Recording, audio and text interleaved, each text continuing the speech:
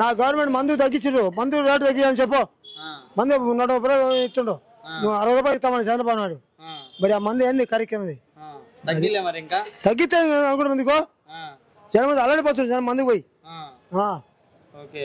నిత్యావసర సరుకులు రేట్లు తగ్గిస్తానడా? అవన్నీ మాకు అవసరం, సరుకులు అవసరం లే. ముందు మందు తగ్గిస్తే రాజ్యాలు జనాలు అల్లడిపోతుర్రు. మందు ఒకటి తగ్గియాలి, తగ్గించింది అది. మొన్న 16 తారీఖు 18 తారీఖు, ఇప్పుడు 18 రేటు తగ్గిరా 130 రూపాయలు వచ్చిన వయసు. రేట్లు తగ్గియట్లేదు. మందైనా మారిందా? క్వాలిటీ మారిందా? క్వాలిటీ మారింది. క్వాలిటీ మారిందా? మరి ఏది బాగుంది? జగన్ మందు బాగుందా? ఈ మంది బాగుంది.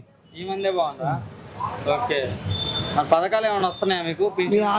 పింఛన్ వస్తారు అసలు రైతు భరోసా చేయలేదుగా. అది ఎందుకు పొలం రేపు పొద్దున పొలం మొత్తం ఈడిపోయింది, పొలం అంతా. వాళ్ళు వచ్చి వాగొచ్చి రైతు మందులు పెట్టి మాకులు పెట్టి అప్పులు పడైపోతారు రైతు. మరి ఎట్టా ఏలా